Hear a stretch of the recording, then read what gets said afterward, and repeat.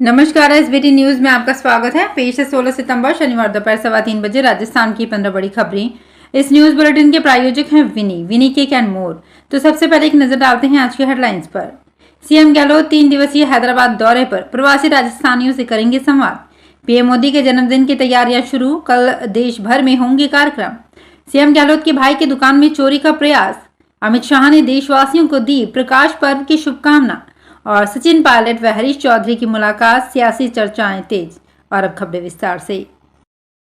राजस्थान के सीएम अशोक गहलोत आज से 3 दिवसीय हैदराबाद के दौरे पर रहेंगे। इस दौरान सीएम गहलोत हैदराबाद में होने वाली कांग्रेस कार्य समिति की बैठक में शामिल होंगे। इसके साथ ही कांग्रेस की रैली में भी शामिल होंगे। वहीं राजस्थान मिशन 2030 को लेकर रविवार को प्रवासी राजस्थानियों से रूबरू होंगे। सीएम इस दौरान हितधारकों से सीधा संवाद कर सुझाव लेंगे। कार्यक्रम में बड़ी संख्या में प्रवासी राजस्थानी शामिल होंगे। प्रधानमंत्री मोदी का जन्मदिन 17 सितंबर को देश भर में मनाया जाएगा। राजस्थान के सीमावर्ती जिलों में प्रधानमंत्री का जन्मदिन की तैयारियां शुरू हो चुकी है। जैसलमेर के भाजपा जिलाध्यक्ष चंद्र प्रकाश शारदा के अनुसार प्रधानमंत्री मोदी का जन्मदिन पर सीमावर्ती जिले में बीजेपी सेवा कार्यों के निमित्त मनाएगी। इस दिन आज सुबह सोनार दुर्ग स्थित लक्ष्मीनाथ जी के मंदिर में दर्शन का कार्यक्रम रखा गया है। इसके बाद 6 बजे गौशाला में गौ सेवा कार्यक्रम रखा गया है। इस दिन एसटी मोर्चे का सम्मेलन रखा गया है। जोधपुर पुलिस कमिश्नरेट में चोर इन दिनों बेखौफ होकर घूम रहे हैं। आए दिन घरों में चोरी की वारदातों को अंजाम दे रहे हैं। मुख्यमंत्री अशोक गहलोत के भाई की दुकान में भी चोरों ने सेंध लगा दी। घटना उदय मंदिर पुलिस थाना क्षेत्र के पावटा चौराहा की है। यहां पर बनी अनुपम कृषि की दुकान पर चोरों ने शटर मोड़कर चोरी का प्रयास किया। हालांकि दुकान के अंदर एक और गेट लगा होने की वजह से चोर अपने इरादों में कामयाब नहीं हो सके। ये दुकान सीएम अशोक गहलोत के भाई की है। घटना की सूचना मिलने के बाद वो मौके पर पहुंचे और जानकारी ली।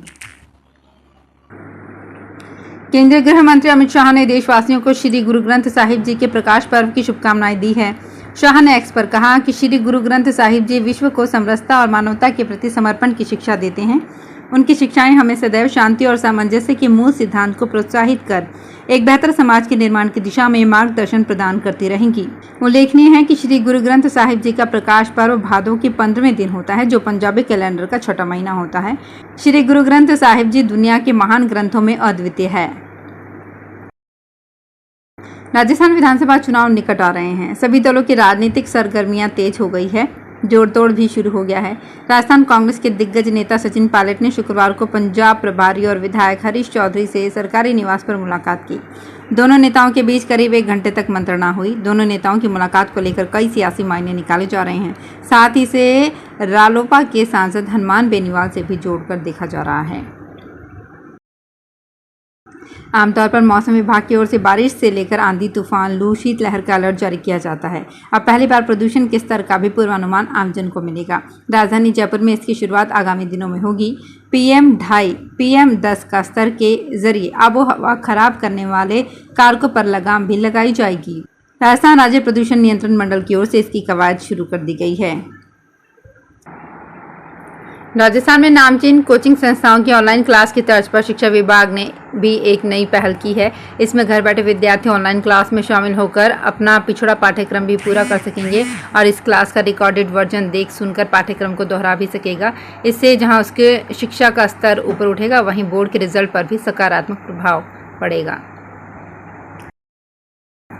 IAS टीना डाबी और IAS प्रदीप गवांडे के घर नए मेहमान का आगमन हुआ है। टीना डाबी ने बेटे को जन्म दिया है। टीना डाबी ने जयपुर के एक अस्पताल में इस खुशी की खबर सुनाई। इस खुशी के मौके पर टीना डाबी के और प्रदीप गवांडे के परिवार और दोस्तों ने उन्हें बधाई दी और शुभकामनाएं दी है।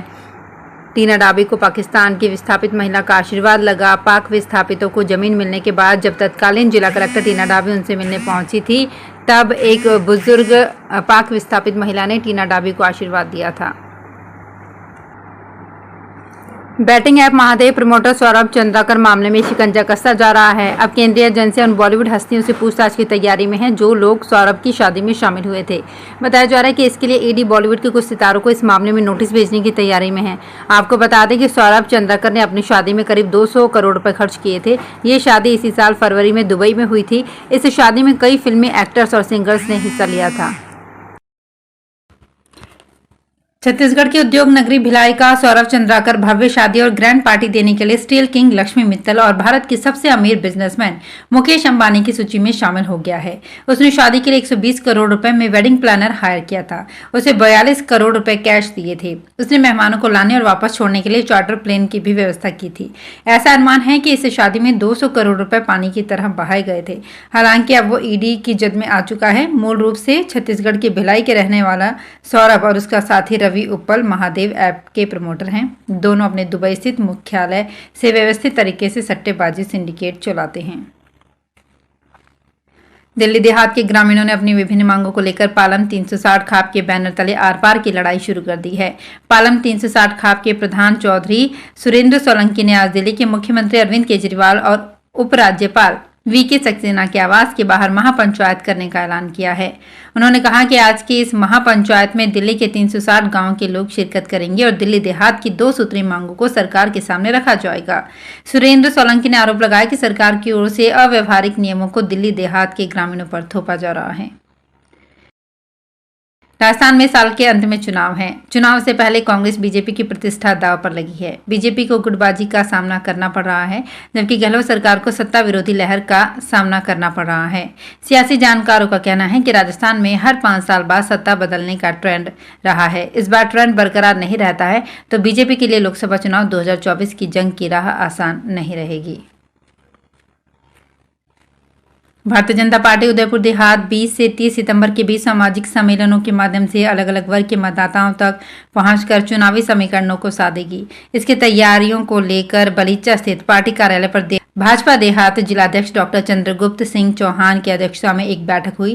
बैठक को संबोधित करते हुए उन्होंने कहा कि गहलोत सरकार की बेचैनी हर दिन नई थोती और झूठी घोषणाओं के रूप में सामने आती है।